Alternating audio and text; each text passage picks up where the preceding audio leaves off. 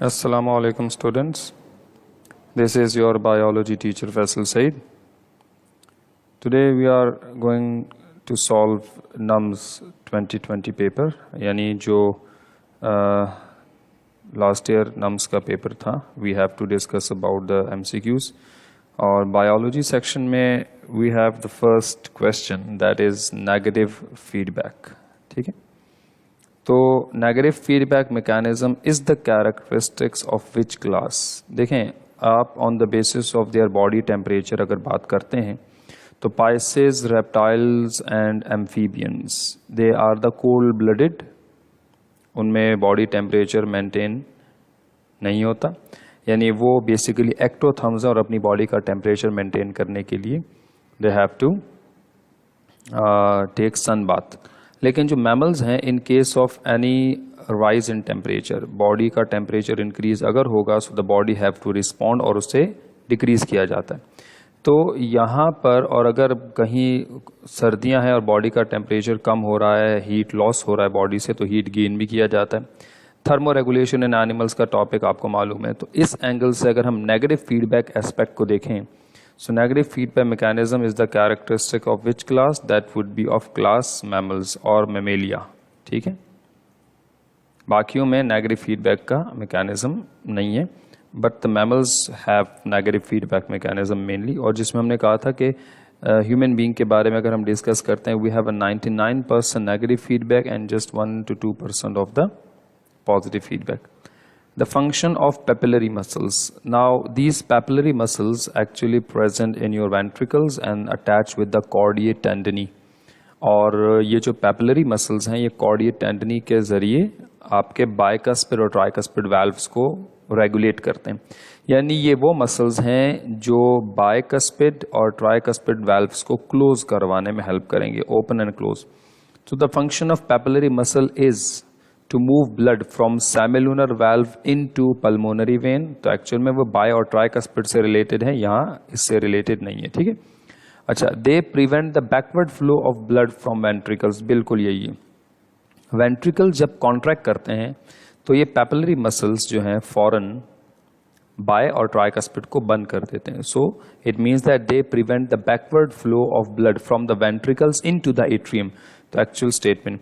और they push the blood from right atrium to left, बिल्कुल नहीं होता. They push the blood from left atrium to aorta, नहीं.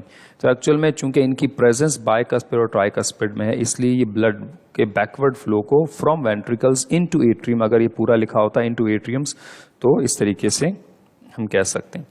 अच्छा, नंबर 3 है choose the correct pathway for the flow of blood. Blood का जो flow है आपके सर्कुलेटरी सिस्टम में, उसका करेक्ट पाथवे आपको बताना है. देखें, यहाँ अगर हम इस पाथवे को ढूंढें तो सबसे पहले हम कहते हैं कि मेन हमारे पास आर्टेरियोल्स हैं. ठीक है. जैसे ब्लड वेसल एओर्टा है, फिर वो आगे जाके हमारे arterioles, aorta, arteries and arterioles, and finally they will convert capillaries. लेकिन जब वो कैपिलरीज में कन्वर्ट होती हैं तो कैपिलरीज में कन्वर्ट होने से पहले they have to be divide into metarterioles. ठीक है. अच्छा, यहाँ इसकी स्पेलिंग ठीक कर लेते हैं, मेटा आर्टेरियोल्स. ठीक है. अच्छा, आर्टेरियोल्स, मेटा आर्टेरियोल्स, फिर वो जाती हैं थोरोफेयर चैनल्स के जरिए. ठीक है. And finally capillary bed network बनता है, या कैपिलरीज बेड का एक स्ट्रक्चर बनता है. तो ये जो चीज़ है ना, उसको आप देखिएगा इस डायग्राम में. देखें, आर्टेरियोल्स हैं, मेन आर्टेरियोल हैं. ठीक है. आर्टेरियोल से ये 2 मेटा आर्टेरियोल्स अराइज होती हैं, आर्टेरियोल्स, मेटा आर्टेरियोल्स. ठीक है. उसके बाद आपको मिलेंगी ये थॉरोली. अच्छा, ये तो स्फिंक्टर्स हैं. ये जो आपको यहाँ पे बैंड्स नजर आ रहे हैं लाइट या पिंक कलर के, ये स्फिंक्टर्स होते हैं. ठीक है. अच्छा, अब ये ब्लड के फ्लो को मेंटेन करते हैं कि बेसिकली अगर ये टाइट होंगे ब्लड फ्लो कम होगा, रिलैक्स होंगे ब्लड फ्लो ज़्यादा होगा. तो arteriole, meta arteriole, thoroughfare channel and plus thoroughfare channel से लेफ्ट और राइट पे you will have a bunch of microscopic vessel, जिनको आप कहते हैं. ठीक है. जैसे स्फिंक्टर का नाम लिखा हुआ है, प्री कैपिलरी स्फिंक्टर्स वगैरह, ये जो ब्लड फ्लो को मेंटेन करते हैं. तो आर्टेरियल कैपिलरीज है. तो means arteriole, meta arteriole, thoroughfare channel and arterial capillaries और आर्टरीज. तो इस एंगल से अगर हम देखें तो that would be meta arterioles, thoroughfare channel and capillaries. The first one would be the correct answer. ठीक है. तो ये आपको एक pathway of the blood flow मालूम होना चाहिए. Then we have a next MCQs fourth, the intrinsic factor is secreted by. अच्छा, इंट्रिंसिक फैक्टर हमारे डाइजेस्टिव सिस्टम में basically different types of vitamin के एब्जॉर्प्शन में हेल्प कर रहा होता है, mainly that will be use in a stomach. तो जैसा कि अभी मैंने बताया कि ये बेसिकली स्टमक में ही रिलीज होता है, स्टमक के पैराइटल सेल्स ही इसको रिलीज करते हैं, और हमारी बॉडी में इंट्रिंसिक फैक्टर हेल्प करता है विटामिन B12 की एब्जॉर्प्शन के लिए। तो विटामिन B12 एब्सॉर्ब नहीं होगा अगर ये इंट्रिंसिक फैक्टर एब्सेंट होगा, so that been secreted by the stomach, so we have an option of stomach. ठीक है, next we have MCQs number 5, the gaseous exchange in plants takes place. तो plants में gaseous exchange के दो roots हैं, stomata के जरिए 90% है और लेंटिसेल्स के जरिए 10% है। तो यहाँ ऑप्शन एंडोडर्म या मीजोफिल या जाइलम, ये तो इंटरनल पार्ट है, तो गैसोस एक्सचेंज में हेल्प करता है स्टोमेटा। स्टोमेटा 90% गैसोस एक्सचेंज में हेल्प करते हैं, और लेंटिसेल्स भी जो प्लांट्स के स्टेम में होते हैं वो 10%। तो लेंटिसेल्स नहीं है, so we have to mark stomata, और अगर दोनों होंगे तो बोथ ऑफ दीज होना चाहिए। Translocation of organic solutes in plants takes place. अच्छा, ट्रांसलोकेशन, ये आपने एक टॉपिक पढ़ा होगा, फ्लोएम ट्रांसलोकेशन। ठीक है, अच्छा, फ्लोएम ट्रांसलोकेशन का जो टॉपिक था उसमें ऑर्गेनिक सॉल्यूट्स, अब ऑर्गेनिक सॉल्यूट ग्लूकोज का जिक्र हो रहा है, यानी ट्रांसलोकेशन फ्लोएम ट्रांसलोकेशन का जिक्र हो रहा है, ऑर्गेनिक सॉल्यूट ग्लूकोज की तरफ इशारा है। प्लांट्स में किसके जरिए होता है, आपने पढ़ा था फ्लोएम के जरिए होता है। ट्रांसलोकेशन का मतलब है सोर्स से सिंक की तरफ मूवमेंट। तो कंपेनियन सेल तो जस्ट फ्लोएम लोडिंग करते थे। ठीक है, ये जो फाइब्रस सेल्स हैं या फाइबर्स लाइक स्ट्रक्चर्स हैं, ये बेसिकली जाइलम का पार्ट हैं। वेसल्स भी ट्रांसपोर्ट ऑफ वाटर में हेल्प करते हैं। अच्छा, फ्लोएम कौन से टिश्यू से बना है, फ्लोएम के सेल्स कौन से हैं, उन्हें कहते हैं सीव ट्यूब या सीव एलिमेंट। तो यहाँ इन्होंने फ्लोएम डायरेक्टली नहीं मेंशन किया, बट आपको फ्लोएम के टिश्यूज का नाम बता दिया या फ्लोएम सेल्स का नाम बता दिया। तो यानी ट्रांसलोकेशन में हेल्प करते हैं सीव ट्यूब्स या सीव एलिमेंट, जो फ्लोएम, जिनसे फ्लोएम बनता है। तो फ्लोएम का ऑप्शन होता तो वो मार्क कर देता, otherwise sieve tube would be the answer. ठीक है, नेक्स्ट वन है the only when in the human body, that MCQs number 7, the only when in the human body carrying oxygenated blood. अब हमारी बॉडी की तमाम veins जो है ना, उनमें डीऑक्सीजनेटेड ब्लड होता है, एक्सेप्ट, तो आप कहते हैं पल्मोनरी वेन। ठीक है, क्यों पल्मोनरी वेन, क्योंकि it is the only vein that bring the blood from lungs back to the heart, और हार्ट के लेफ्ट एट्रियम तक ब्लड आता है, तो वो ऑक्सीजनेटेड होता है। तो उन्होंने भी लिखा है कि सिर्फ एक ही ऐसी वेन है, यानी वैसे तो पल्मोनरी वेन्स टोटल 4 हैं, 2 लेफ्ट लंग से, 2 राइट लंग से, मगर है तो पल्मोनरी वेन्स। ठीक है, लेफ्ट और राइट नाम देंगे। तो in the human body carrying oxygenated blood. MCQs number 8 है the cells which play very important role in developing immunity. Immunity की डेवलपमेंट में जो है सेल्स इंपॉर्टेंट रोल प्ले कर रहे होते हैं। अब ये जो है डेवलपिंग इम्यूनिटी, देखें इम्यूनिटी एक तो होती है जो बाय बर्थ है, एक होती है जो अक्वायर्ड है, अडॉप्टिव है। ठीक है, जो अक्वायर्ड इम्यूनिटी है वो डेवलपिंग इम्यूनिटी भी कहलाई जाती है, क्योंकि वो बाय बर्थ नहीं है, आहिस्ता आहिस्ता बॉडी में डेवलप होती है। तो ये जो बाकी जितने, अच्छा थ्रोम्बोसाइट्स तो ब्लड क्लॉटिंग के लिहाज से, मोनोसाइट्स और न्यूट्रोफिल्स तो इनेट इम्यूनिटी में, तो लिम्फोसाइट्स एक्चुअल में आंसर होगा, जिसमें बी और टी लिम्फोसाइट डेवलपिंग इम्यूनिटी में हेल्प कर रहे होते, तो 8 का आंसर होगा डेवलपिंग इम्यूनिटी। नंबर 9 है which of the following blood vessels have the highest pressure of the blood. अच्छा, हाईएस्ट प्रेशर ऑफ ब्लड यानी ब्लड का प्रेशर जिसमें ज्यादा होगा, so that would be the first one, that is aorta. ठीक है, अगर हमारे पास ऑप्शन देखें तो पल्मोनरी वेन्स भी हैं, पल्मोनरी आर्टरीज भी हैं, वेना कैवा। अच्छा देखें, एओर्टा आर्टरीज भी वेंट्रिकल से निकलती हैं, एओर्टा भी, लेकिन इनमें जो strong full maximum thick wall muscles हैं वो लेफ्ट वेंट्रिकल के हैं। ठीक है, तो राइट वेंट्रिकल का जो प्रेशर है उसके मुकाबले में लेफ्ट वेंट्रिकल का प्रेशर ज्यादा होगा, और जब उसका प्रेशर ज्यादा होगा तो उससे कनेक्ट ब्लड वेसल में भी ब्लड का प्रेशर ज्यादा होगा, so it mean that the answer would be aorta. Auto immune disease act at the principle of, अच्छा ऑटो इम्यून डिजीज जो है वो किस प्रिंसिपल पे काम करता है, इसका मतलब ये है कि ऑटो इम्यून डिजीज में, अच्छा ऑटो इम्यून असल में है क्या, ऑटो इम्यून ये होता है कि किसी लिविंग ऑर्गेनिज्म का इम्यून सिस्टम अपने ही सेल्स के अगेंस्ट जो है ना वो एक्ट करने लगता है और अपने ही सेल्स को डैमेज करने लगेगा, तो इसको ऑटो इम्यून डिसऑर्डर कहते हैं। अब ऑटो इम्यून में सेल्फ अगेंस्ट सेल्फ है ना, इम्यून सिस्टम आपका अपना है और अपने ही सेल्स को डिस्ट्रॉय करता है, तो सेल्फ अगेंस्ट सेल्फ का प्रिंसिपल कंसिडर होता है। एमसीक्यू नंबर 11 है, which organ is called as the body's thermostat. अब थर्मोस्टेट जो बॉडी का टेम्परेचर मेंटेन करता है, ठीक है। पिट्यूटरी ग्लैंड नहीं है, किडनीज, एड्रिनल नहीं। Hypothalamus is a part of a brain, ठीक है, और as well as is a part of endocrine system, तो हम इसको थर्मोस्टेट ऑफ योर बॉडी भी कहेंगे, जो बॉडी में थर्मो रेगुलेशन में मेन रोल प्ले करता है, ठीक है। तो ये हो गया MCQs number 11। Then we have MCQs number 12. The uptake of sodium in the ascending limb of loop of Henle is controlled. So sodium reabsorption is mainly controlled by a hormone known as aldosterone, और ये rennin system के जरिए release होता है। हमने rennin system discuss किया था chapter 3 coordination control, chemical coordination control में, ठीक है। Then we have next MCQ, the multinucleated mass of the bone forming cells. Multinucleated bone forming cells would be known as osteoclast. जो bone tissues को at the time of growth, जब वो size में बढ़ते हैं तो उन बोन टिश्यूज़ को सेपरेट करते हैं, उन्हें स्प्लिट करते हैं, और फिर उनमें ऑस्टियोब्लास्ट और ऑस्टियोसाइट जो है ना, उनकी फर्दर डेवलपमेंट में हेल्प करें। ऑस्टियोजेनिक्स तो बेसिकली आप कह सकते हैं बोन्स फॉर्मेशन प्रोसेस कंसिडर होगा। तो multi nucleated mass of the bones forming cells called osteoclast, okay. Next MCQs 14. Chief material present in the cell wall of plant, fungal cells and prokaryote mean the bacterial cells. तो इनमें जो common structure होगा in their cell wall, they will have a particular like proteins, polysaccharides, lipids and phospholipids. So in that case we have to consider polysaccharides as in carbohydrates, polysaccharides plants में भी, fungi में भी, और prokaryotes में the peptidoglycan have that saccharide bonds, so that's why we consider as polysaccharides chief component consider होंगे cell wall के structure में, ठीक है। 15 है, which type of leucoplast store lipids. lipids को store करने वाले जो leucoplast हैं वो कौन से हैं, as these are the types of plastids.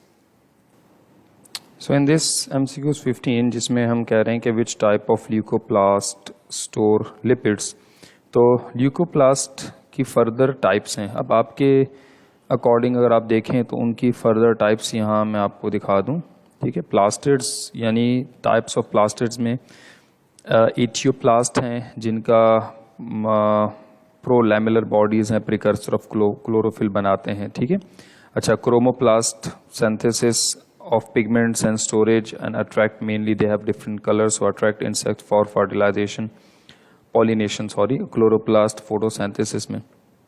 इन्होंने सवाल में हमसे पूछा है कि जो ल्यूकोप्लास्ट कौन से हैं जो लिपिड स्टोर करते, ठीक है। लिपिड स्टोर के लिहाज say that would B elaioplast, जिनका काम लिपिड स्टोरेज से रिलेटेड है, as we can say that elaioplast the storage of lipid oils. अच्छा, अमाइलोप्लास्ट स्टार्च और शुगर मॉलिक्यूल स्टोर करते हैं। Proteinoplast enzymes, site of enzyme activity के लिए या प्रोटीन लाइक स्ट्रक्चर को स्टोर करने में भी हेल्प करते हैं, ठीक है। और एथियोप्लास्ट वगैरह जो है ना प्रिकर्सर ऑफ क्लोरोफिल बनाने में। तो ये इनको आप मेमोराइज भी कर लीजिएगा कि ये जो टाइप्स ऑफ प्लास्टिड्स हैं उनमें जो फर्दर टाइप्स हैं ल्यूकोप्लास्ट की वो कौन कौन सी हैं और उनके फंक्शंस क्या हैं। तो that would be lipid store करने वाले एलायोप्लास्ट कंसिडर होंगे। एमसीक्यू नंबर 16 है, which type of movement through cell membrane is not energy consuming process, ठीक है, जिसमें एनर्जी की ज़रूरत नहीं होती। देखें, ऑस्मोसिस हायर टू लोअर है through a semi permeable membrane, water molecule move करते हैं। एक्टिव ट्रांसपोर्ट में भी एनर्जी की ज़रूरत है, और एक्टिव ट्रांसपोर्ट की दो टाइप्स, एंडोसाइटोसिस, एक्सो। कोई भी फूड पार्टिकल वगैरह या कोई भी मॉलिक्यूल जो लोअर टू हायर कंसंट्रेशन बाहर से अंदर मूव हो गया, एंडोसाइटोसिस, और अंदर से वेस्ट को निकालना, एक्सोसाइटोसिस। तो यहाँ पे ऑस्मोसिस में एनर्जी जहाँ कंज्यूम नहीं होती ये पूछा है, तो इसका मतलब है osmosis would be the answer. 17 cholesterol molecules in plasma membrane. Plasma membrane में कोलेस्ट्रॉल के मॉलिक्यूल्स आर प्रेजेंट इन, कहाँ मौजूद होते हैं। अब इस सवाल के अकॉर्डिंग अगर आप ये डायग्राम देखें सेल मेम्ब्रेन की, तो सेल मेम्ब्रेन में ये फॉस्फोलिपिड बायलेयर है, अपर सरफेस, लोअर सरफेस, ये चैनल प्रोटीन्स है, पैरिफेरल, इंट्रिंसिक और इंटीग्रल प्रोटीन्स हैं। और कोलेस्ट्रॉल अगर आप देखें तो ये मेम्ब्रेन के अंदर एम्बेडेड है, ठीक है। अब ये दोनों मेम्ब्रेन में है, ये ऊपर वाली मेम्ब्रेन है फॉस्फोलिपिड बायलेयर और ये अंदर वाली मेम्ब्रेन है phospholipid bilayer, upper and lower.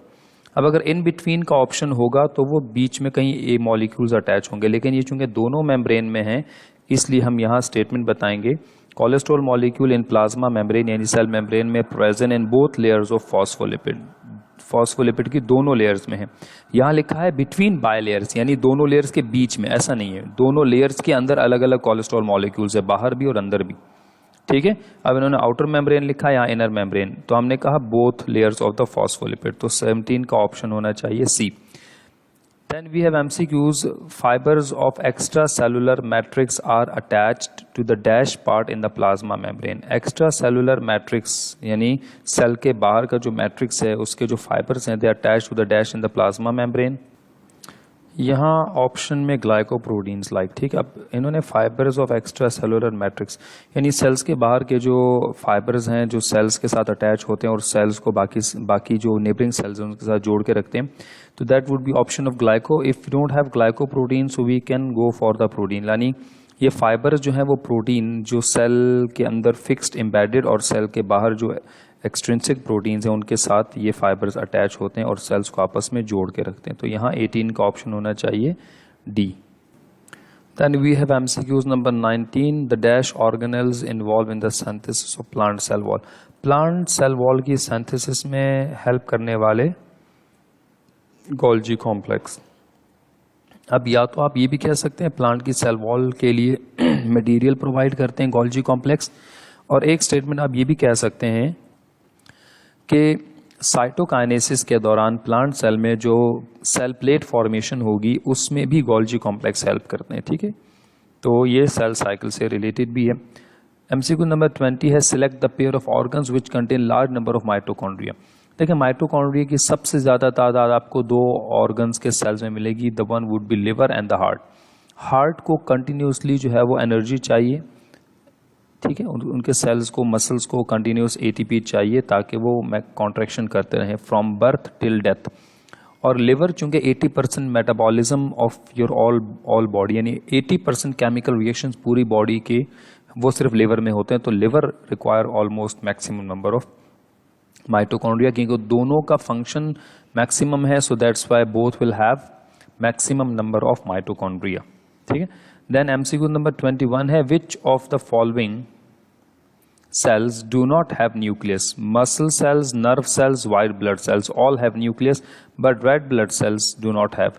Red blood cells में अगर कहें कि immature red blood cells में न्यूक्लियस होगा, यस, लेकिन जब वो मेच्योर हो जाए फाइनली तो न्यूक्लियस रिमूव हो जाता है क्योंकि न्यूक्लियस की जगह भी साइटोप्लाज्म के अंदर हीमोग्लोबिन जो है वो उस जगह को अक्वायर कर लेगा, क्योंकि रेड ब्लड सेल्स नॉर्मली क्या करते हैं, transport of oxygen and CO2 में हेल्प करते हैं। तो ये रेड ब्लड सेल्स मेच्योर होने के बाद ए न्यूक्लियस हो जाएंगे, मतलब उनमें न्यूक्लियस रिमूव हो जाता है। 22 है most abundant organic compound in mammalian cells. Mammalian cells में जो मोस्ट अबंडेंट ऑर्गेनिक कंपाउंड है, वाटर तो ऑर्गेनिक है ही नहीं, ठीक है, तो इसको तो एक्सक्लूड कर दीजिए आप। अब जो रिमेनिंग है उनमें मेमेलियन सेल यूकैरियोटिक सेल्स होंगे, ठीक है, तो कार्बोहाइड्रेट्स, प्रोटीन्स, लिपिड। किसी भी सेल के अंदर उसका जो ड्राई वेट लिया जाएगा उसमें मैक्सिमम प्रोटीन होता है, ठीक है, लेकिन अगर मेमेलियन सेल में बाय परसेंटेज हम देखें टोटल वेट का तो दैट वुड बी 18% प्रोटीन्स होंगे, ठीक है।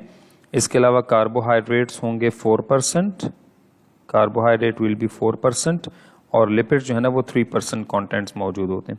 अब इसके लिहाज से ऑर्गेनिक कंपाउंड में 18, 4 and 3, तो हमारे पास वाटर तो ऑर्गेनिक है नहीं, तो मोस्ट अबंडेंट ऑर्गेनिक कंपाउंड, अगर मोस्ट अबंडेंट कंपाउंड कहते तो वाटर होता, ऑर्गेनिक का वर्ड ऐड ना होता तब वाटर का ऑप्शन होता, लेकिन चूंकि यहाँ पे ऑर्गेनिक है तो that would be protein. So MCQ number 23 would be second most abundant bio element in human body. अच्छा, bio element in human body second most, we know that carbon is the most abundant, ठीक है, most abundant element in human body या animals के according, that would be 18.5 या 19% by human body weight, ठीक है। Carbon इन्होंने पूछा है सेकंड मोस्ट, तो कार्बन के बाद जो सेकंड मोस्ट है वो हाइड्रोजन है 9.5% by body weight। Carbon first, hydrogen would be the second most and third would be oxygen and fourth would be nitrogen. Oxygen would be 6.5 and nitrogen would be 3.3. देखें ये जो table है ना ये आपको बायोलॉजिकल मॉलिक्यूल्स की book में मिलेंगे, ये भी और ये जो most abundant organic compounds in mammalian cell और प्रोकैरियोटिक है. So you should have to memorize these tables. ठीक है, इंपॉर्टेंट है, आपको करना होगा ये याद. देन MCQs 24 है lecithin is form by the combining phosphatidic acid with. अब ये जो लेसिथिन है it is basically the common form of phospholipid bilayer. So it will combine phosphatidic acid.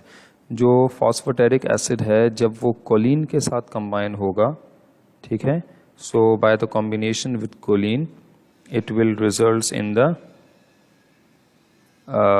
lecithin formation. So answer would be choline molecule. Its biological molecules में अगर आप lipids की classes पढ़ेंगे तो आपको ये statement वहाँ मिलेगी.